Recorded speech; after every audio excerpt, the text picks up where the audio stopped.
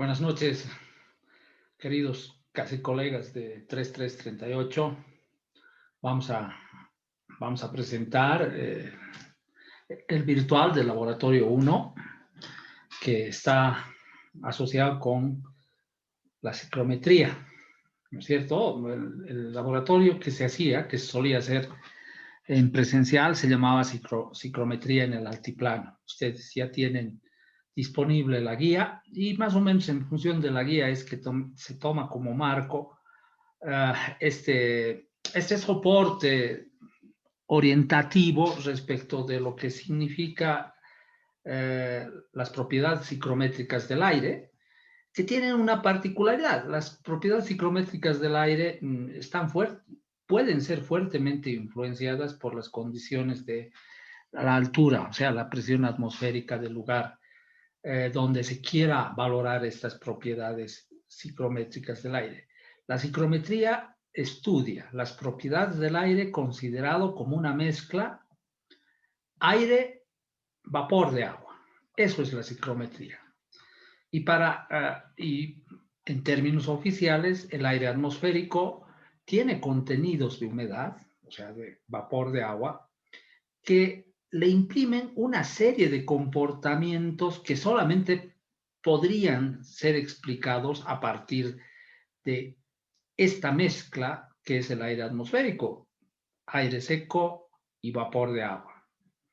Las propiedades consecuentes de esta mezcla apertura todo lo que significa la ciclometría. Esencialmente eso es la ciclometría, el tomar en cuenta la humedad en el aire. Aunque usted fácilmente, sobre todo nosotros que vivimos en el altiplano, los contenidos de humedad del aire en el altiplano son bajísimos, por eso que tenemos un aire seco, y fácilmente nosotros podemos intuir, sin incurrir en un error grande, que los contenidos de humedad en el aire atmosférico, en cuestión de análisis másico, si se tendría que hacer un análisis másico, son absolutamente minoritarios. En el mejor de los casos puede llegar a ser el 10% del aire atmosférico. O sea que la mayor parte de las veces, sobre todo en el altiplano, ni siquiera llega a ser el 5% de fracción másica, el vapor de agua en esta mezcla aire seco, vapor de agua. Entonces, fundamentalmente eso es la ciclometría.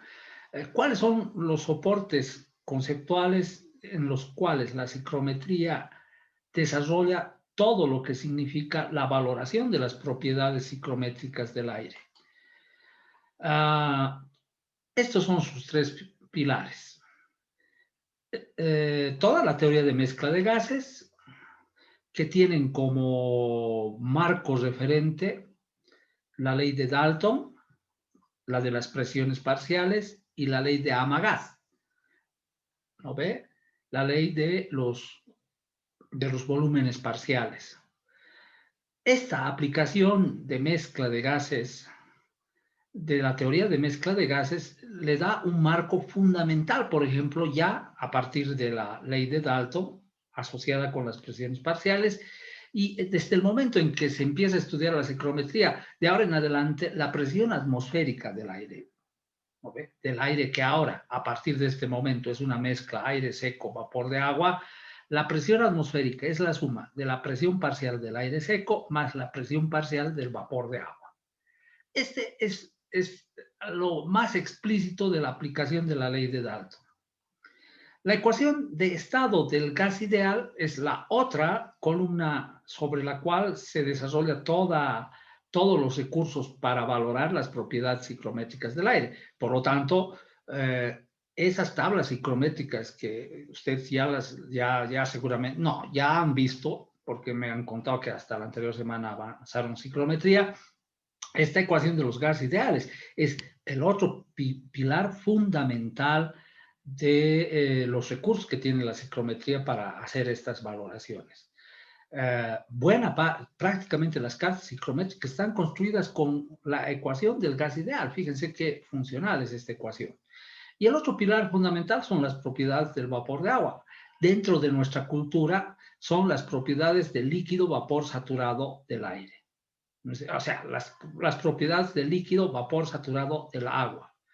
Entonces, estos son los tres pilares sobre los cuales se estructura todo lo que significa la psicometría, y a partir de esas tres referencias se generan las relaciones que cuantifican las propiedades del aire considerado como una mezcla aire seco, vapor de agua.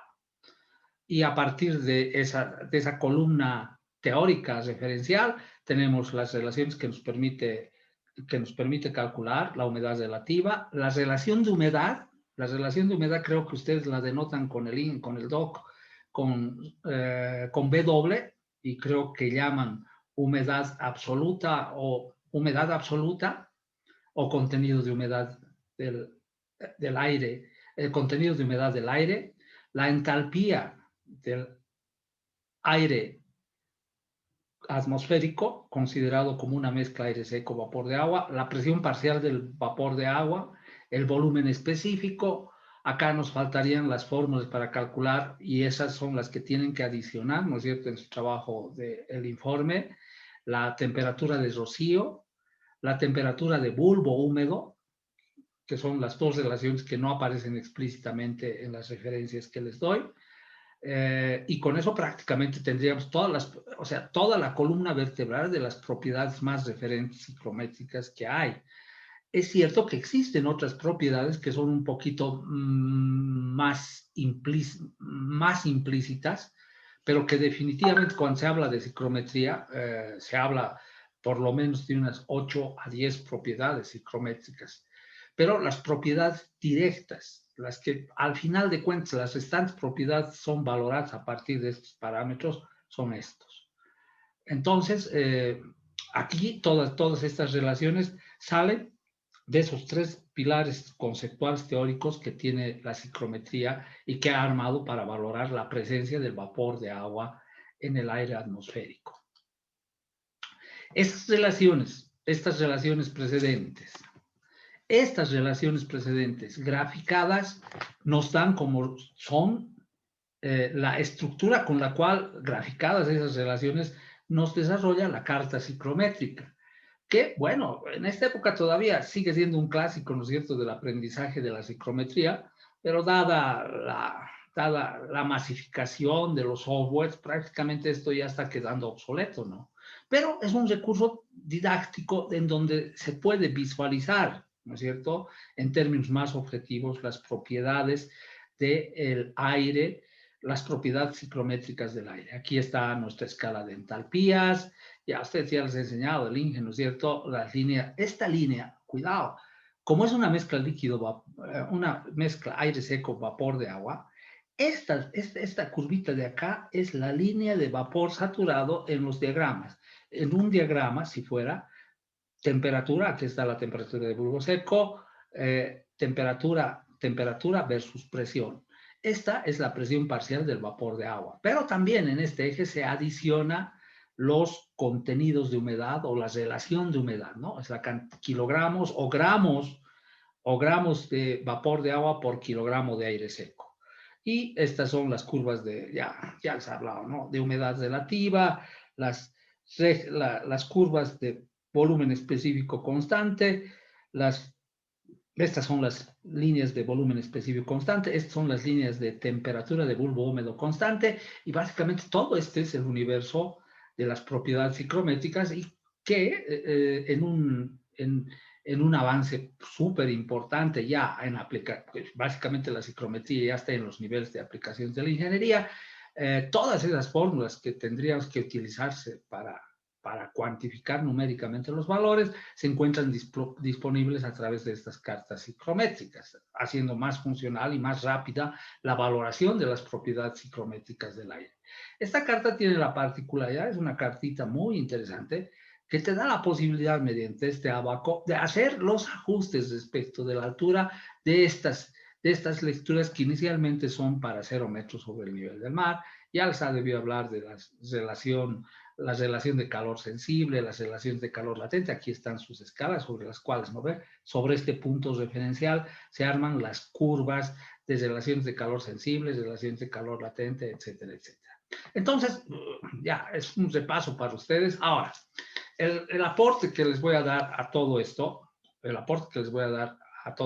es que, a ver, ha quedado claro seguramente en sus clases de teoría que para entrar a estas cartas psicométricas se necesitan dos datos explícitos y uno implícito, ¿no es cierto? En realidad se requieren tres datos, ¿ya? Uno implícito y dos explícitos. Nosotros normalmente visualizamos los dos explícitos. Mínimo se requiere dos datos, con dos propiedades cualesquiera, se puede definir un estado psicométrico y a partir de ese, por ejemplo, de ese estado psicométrico, tener acceso a las restantes propiedades psicométricas de ese estado y poder tener la lectura de todas las propiedades psicométricas de ese estado, ¿no es cierto? Se requieren dos datos. Bueno, cualquier pareja de datos de esa población, hasta de 10 propiedades que les había dicho de las propiedades psicométricas del aire, cualquier combinación de esas 10 propiedades, pero en términos instrumentales existen solamente dos posibilidades para detectar la presencia de humedad, de la humedad en el aire. Uno es el psicrómetro, es lo que hacíamos en nuestro laboratorio. El psicrómetro son básicamente dos termómetros, aquí están, igualitos, con la única diferencia que un termómetro se lo envuelve en una gasa y esta gasa se deja que buena parte de esta gasa esté sumergida en un recipiente con agua, de tal forma que por los mecanismos de transferencia de masa, el agua, por capilaridad, prácticamente se desplaza del depósito hacia el bulbo que cubre esta gasa. Por lo tanto, este es el termómetro de bulbo seco y este es el termómetro de bulbo húmedo. Esta migración de una determinada cantidad de masa de agua hacia el bulbo de este termómetro hará que las temperaturas que se lean acá estén por debajo de las temperaturas de bulbo seco. ¿Por qué? Porque los que han llevado la materia y no vencieron laboratorio, se deben acordar que se ponía un ventilador más para que el flujo de aire, para que exista un caudal de aire que dé una muestra un poquito más fina sobre el contenido de humedad del aire. ¿Cómo se detecta la humedad a través de este dispositivo? Fácil, ¿no es cierto? Cuando se humidifica esta gasita que cubre el bulbo húmedo, entonces empieza a ver el fenómeno de evaporación. En este caso, una evaporación por transferencia de masa y no por efecto puramente térmico, ¿no es cierto? Precedentemente a esto, nosotros siempre hemos asumido que la evaporación es cuando se alcanza la temperatura de ebullición, pero en este asunto, como hay mecanismos de transferencia de masa, eso no es así. El agua, esta parte húmeda, puede empezar a evaporarse sin necesidad de alcanzar una temperatura de ebullición en la condición atmosférica donde está.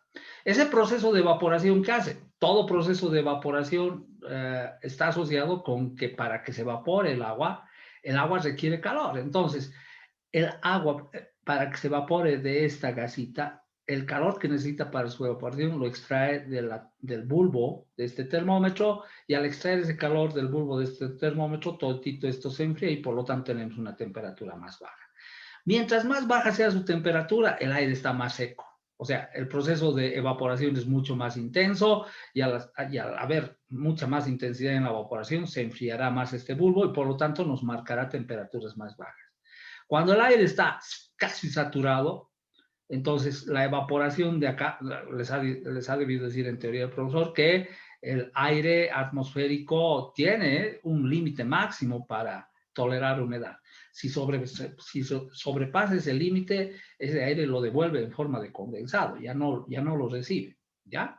Entonces, cuando tenemos un ambiente muy húmedo, ¿qué va a pasar? El proceso de evaporación va a ser muy lento, y al ser muy lento, la extracción de calor también va a ser pequeña, y por lo tanto este bulbo se va a enfriar poco, y consecuentemente las temperaturas de bulbo húmedo tenderán a ser parecidas a las de bulbo seco cuando el aire está prácticamente tiene alto contenido de humedad o está saturado.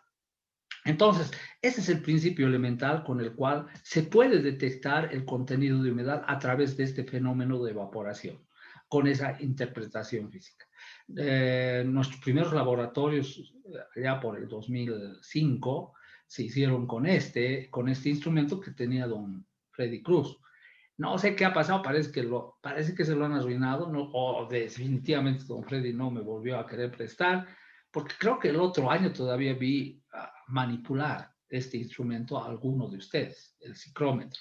Es básicamente esto, pero en términos mucho más optimizados, ¿no es cierto? En una lectura más fina, aquí hay un ventiladorcito y nuevamente muestra el aire, hace pasar tanto por el bulbo seco como por el bulbo húmedo. Aquí hay una gasita que hace, que siempre está húmeda. Teníamos que siempre, antes de una prueba, mediante un depósito de acá, adicionar el agua para que esta gasita siempre esté húmeda, y básicamente se replicaba este fenómeno. Desde el momento en que no pudimos tener acceso, en el laboratorio nos construíamos, una parte del laboratorio era reconstruir un ciclómetro y arrancarlo y buscar su régimen estacionario y después empezar a hacer las mediciones de temperatura de bulbo húmedo seco. A partir de estas dos propiedades, ya son dos propiedades, ¿qué cosas se puede hacer? Se pueden encontrar las restantes propiedades ciclométricas del estado que corresponde. Esta es una forma instrumental de ingresar en valorar los estados ciclométricos del aire. La otra es el termohigrómetro. Aquí está, nosotros en el laboratorio precisamente tenemos este termohigrómetro. El termohigrómetro, como dice su nombre, tiene un termómetro para medir la temperatura ambiental, que en resumidas cuentas es la temperatura de bulbo seco, y acá mide la humedad relativa. ¿Bajo qué principio? Aquí existe una fibra sintética que es higroscópica. ¿Qué significa higroscópica? Que es un material que interactúa con la humedad que contiene el aire, y que cuando hay alta humedad, esa fibra se deforma e incrementa su longitud, y cuando el aire seco se contrae y disminuye su longitud, y a partir de ese principio, medio parecido, ¿no es cierto?, al principio con el cual se mide la presión en los manómetros de Bourdon, entonces hace girar un mecanismo y hace girar esta agujita y nos determina si el aire está húmedo o está seco, y nos da como lecturas directas la humedad relativa. Estos son los analógicos. El otro que tenemos en el laboratorio es prácticamente idéntico a este, aunque claro, esta su parte está mucho más elaborada, mucho más bonita acá. Igual, temperatura de bulbo seco y humedad relativa, pero la humedad relativa a través de este muestreador de aire, que básicamente gran parte de estos termohigrómetros miden la humedad a partir de medir la conductividad eléctrica del aire. El aire varía de conductividad en función de que varíe la humedad, y a partir de ese principio nos pueden dar lecturas de la humedad relativa. Entonces, en términos instrumentales, solamente existen dos parejas para ingresar y evaluar las propiedades ciclométricas del aire. El ciclómetro, que nos da temperatura de bulbo seco y temperatura de bulbo húmedo, y los termohigrómetros, que nos dan temperatura de bulbo seco y humedad relativa. En términos instrumentales, esto es lo que se hacía en laboratorio. Se armaba el ciclómetro, teníamos ahí de respaldo el termohigrómetro y medíamos un estado, y a ustedes les tomaba examen para que utilicen en términos tabulados las relaciones. Básicamente el laboratorio también va a tener esa naturaleza, con la ventaja de que, bueno, ya no les tomaré examen, sino ya era un examen en el cual se hacían pulir una maravilla ustedes. Ya, muy bien. Ahora, todo este es el marco conceptual de lo que significa, cómo se puede medir y cómo se tiene el acceso a definir el estado ciclométrico y, por lo tanto, todas las propiedades ciclométricas del aire. Pero, ¿qué significa la presencia de humedad en el aire? Normalmente esto también lo hacía en las clases presenciales, ojalá salga bien, vamos. Normalmente, por ejemplo, nosotros teníamos como referencia y nos daban una temperatura inicial, una temperatura final, un flujo másico, y nos decían cuánto calor estará asociado con esta variación de temperaturas del aire. La relación que utilizábamos y hemos utilizado hasta este momento, para los que recién están llevando ciclometría, flujo másico, calor específico a presión constante por delta T. En Smith Quentis, redondeando, haciendo que el CP sea aproximadamente 1 kilojulios kilogramo grado Kelvin. Esto significaría que con esta variación de temperatura nosotros valoraríamos 100 kilowatts de calor que ha ganado el aire en esta variación de temperatura. Ya. Y así hacíamos todos nuestros cálculos asociados con el aire, ¿no es cierto? No, ni por si acaso mencionábamos y indexábamos la eventualidad de tomar en cuenta la humedad. Ahora, que vamos a llevar ciclometría, vamos a hacer una comparación de lo que significa la presencia del vapor de agua en el aire. Cuando se tiene que tomar en cuenta la presencia del vapor de agua en el aire, tenemos que tener la temperatura, vamos a mantener las mismas del problema referencial, pero también se tendrá que adicionar que actualmente el dato más común, o sea, la pareja de datos ciclométricos más común es la humedad relativa. Nos tendremos que dar, si tenemos que tomar en cuenta la humedad relativa en el estado 1 pondremos 10, la humedad relativa en el estado 2, 40%. Ustedes ya les han dicho que con estas condiciones ciclométricas van a cartas ciclométricas y se saca las entalpías. Porque en realidad este CP por delta T, en realidad, ¿no ve? Por teoría termodinámica, el CP por delta T, cuando se aplica a gases ideales, en realidad es el delta H de la sustancia gaseosa, en este caso del aire. Pero en este caso, como el aire ya es una mezcla aire seco, vapor de agua, esta entalpía asimila también la presencia del vapor de agua, es lo que sacamos de nuestras cartas ciclométricas o de los programas disponibles, y entonces ahí tendríamos con estas dos propiedades, encontramos las entalpías respectivas y hacemos la valoración, pues igual va a seguir funcionando la misma fórmula. O sea, la plataforma termodinámica sigue siendo constante, solamente se van adicionando nuevas variables, sujetas siempre a la teoría fundamental de la termo. Entonces tenemos el calor que ha ganado el aire entre esta condición ciclométrica y esta segunda, aproximadamente es 35 menos 12, debe ser 23, sí, 23, por el flujo másico que es 10, 230 kilowatts de calor que ha ganado el aire, pero tomando en cuenta la humedad relativa. Si comparamos nuestros cálculos con esto, pucha, se ve que alarmantemente en muchos casos habremos omitido, al omitir la presencia de humedad relativa del aire, puta, podríamos llegar en ya escandalosas diferencias en las valoraciones energéticas, ¿no es cierto?, del proceso.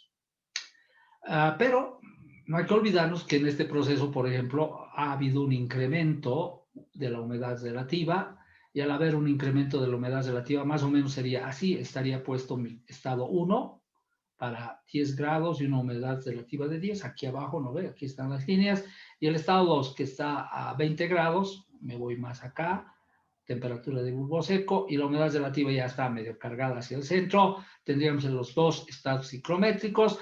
Aquí, ¿qué pasa? Les voy a tratar de decir, a ver si realmente, alarmantemente, nos hemos venido equivocando hasta este momento en las valoraciones del aire. La mayor parte de los procesos que nosotros usábamos, caudales de aire para recoger o para rechazar calor, el contenido, la humedad del aire no variaba. Por lo tanto, aquí está el contenido de humedad. Si la humedad varía, puede haber humidificación. Si disminuye, se llama deshumidificación. En este caso, por ejemplo, ha ido en términos ascendentes y obviamente ha sido un proceso de humidificación. Pero en la mayor parte de los procesos en donde nosotros cuantificábamos las cantidades de calor asociadas con el aire, no había variación de contenido de humedad y era esta recta, que se llama el calor sensible. Y si ustedes tienen el cuidado de aplicar lo que les estoy diciendo, descubrirán que este 1, O, voy a llamar este punto O, sacan sus entalpías, básicamente será esto. O sea que no hay por qué alarmarse de haber estado cometiendo aberraciones infames hasta nuestro octavo semestre. Finalmente, para cerrar esto, más o menos así armamos nuestro laboratorio. Aquí está un ciclómetro. Básicamente armábamos así nuestro laboratorio. Estas son dos cosas que están ahí colgadas. Pero aquí está, este es mi ciclómetro. Aquí está la lectura de 8.5 grados centígrados y aquí está la lectura del termómetro, 4.5 grados, temperatura de bulbo seco, temperatura de bulbo húmedo, y es de este estado que vamos a hacer las valoraciones de las propiedades psicométricas del aire, con esta pareja de datos y con las relaciones que se les ha dado. No me van a usar ni cartas psicométricas ni software. Vamos a usar, va a ser un cálculo tabulado con las relaciones que aparecen y con las relaciones adicionales que su profesor les ha debido dar. Algunas que se parecen, pero que no son exactamente las mismas. Parte del informe es comparar relaciones que, por ejemplo, creo que tiene un cálculo de entalpía con una fórmula diferente de la fórmula de entalpía que se les da a ustedes en la guía. Entonces, a eso se refería con fórmulas con un modelo 1 o un modelo 2, ¿no es cierto? Porque en algunas fórmulas, he visto en su contenido de su profesor, utiliza no otras fórmulas, sino fórmulas más ajustadas que se parecen pero que no son iguales. Y finalmente aquí tendríamos la lectura del ciclómetro de este mismo estado ciclométrico en el lugar. Ustedes nuevamente con esta pareja de datos nuevamente empiezan a hacer las valoraciones de todas las propiedades ciclométricas de este estado y bueno, como son instrumentos que me están midiendo, ¿no es cierto?, un estado ciclométrico compartido de este laboratorio, de esta cabina, ustedes van a comprobar si estas lecturas nos dan los valores suficientemente próximos en propiedades psicométricas a el ingreso con estos dos datos, temperatura de bulbo seco y humedad relativa. ¿Ya? Ese es el trabajo. Valorar primero con esto, propiedades psicométricas, con esto, luego comparar y sacar conclusiones. Una parte del informe es eso. Es entonces, fundamentalmente, esta es la pega que tenemos que hacer, este es el marco referencial sobre el cual harán, y después lo que van a hacer es lo que... Ay, carajo. Y después se hará, ¿no es cierto?, el laboratorio 2, que será armar un software parecido a este que tenemos en el IS, ¿no? Ahí está, el software de psicometría, en el cual ustedes, pero valoren, fíjense, 1, 2, 3, 4, 5, 6, 7, 8 propiedades. Dos más vamos a adicionar, como les había dicho precedentemente, vamos a evaluar 10 propiedades. Primero, ingresando, como en este caso, temperatura de bulbo seco con humedad relativa y sacamos estas propiedades. Y después, entramos con temperatura de bulbo seco y temperatura de bulbo húmedo y hacemos la valoración de propiedades tabuladas y después las compararemos, ¿no es cierto? Entonces, para el segundo informe, que va a ser el desarrollo de un software en el entorno del IS que me pueda más o menos tener esta estructura de valoración, pero ojo, que ese software va a ser en términos mucho más, no va a ser tan especulativo, miren. Aquí podemos entrar con cualquiera de las 8 propiedades, con cualquier emparejamiento de 8 propiedades. El software que van a hacer solamente va a tener 2 modalidades de ingreso, una con el ciclómetro y otra con el termohigrómetro, nada más. ¿Ok? Entonces, eso lo van a hacer en el, pero si está, yo le voy a poner copy, pónganle, cara, porque les he dicho, acá este programa de ciclometría utiliza funciones diseñadas del IS para calcular todas estas propiedades. En algunos aparece medio que explícitamente la relación, pero en buena parte no son visibles las relaciones de cálculo de las propiedades psicométricas cuando abran, ay carajo, esto no me va a dejar, cuando abran esta parte esta parte del Windows, van a fijarse que cuando entremos a ecuaciones, ahí está, ecuaciones, aquí están sus ecuaciones, y en buena parte de esas fórmulas que utilizan son funciones directas, no son fórmulas, son funciones directas prediseñadas para el cálculo de las propiedades psicométricas del aire. Entonces, lo que ustedes van a hacer van a hacer un programa, ese programa, con las fórmulas que se les ha dado en la guía de laboratorio. No con estas fórmulas que ya están prediseñadas. O sea, les estoy avisando. Fíjense que aquí directamente saca entalpía del vapor de agua y demás cosas y no se hace el problema. Temperatura de agua, listo, le pone, mira, ya tiene una función para la temperatura de rocío, por ejemplo. Pero no te muestra la fórmula con la cual la procesa. Entonces, ya todos nosotros vamos a hacer esto mismo, pero con las relaciones que nosotros tengamos. ¿Para qué? Tomen plena conciencia de que toda esta psicometría está en función de esas 8 o 10 fórmulas que ustedes, que en un 70-80% les presento en la guía y que adicionarán unas 2 más para que el paquete esté completo. En resumidas cuentas es eso. Vamos a salir de esto, nos vamos acá. Eso va a ser nuestro segundo laboratorio. Ese programa en el entorno de LIS va a ser autoejecutable y nuevamente va a seguir funcionando por grupos, ¿no? Son los mismos grupos que se han construido para el informe 1. Ese mismo grupo me presentará el laboratorio 2 de la materia. Con eso prácticamente estaríamos concluyendo esta presentación del laboratorio 1 y 2. Ustedes a esta altura ya están tigres, ya el profe les ha pulido prácticamente 3 semanas con ese tema y consecuentemente este informe pienso que se van a sacar buenas notas. Buenas noches, queridos casi colegas de 330.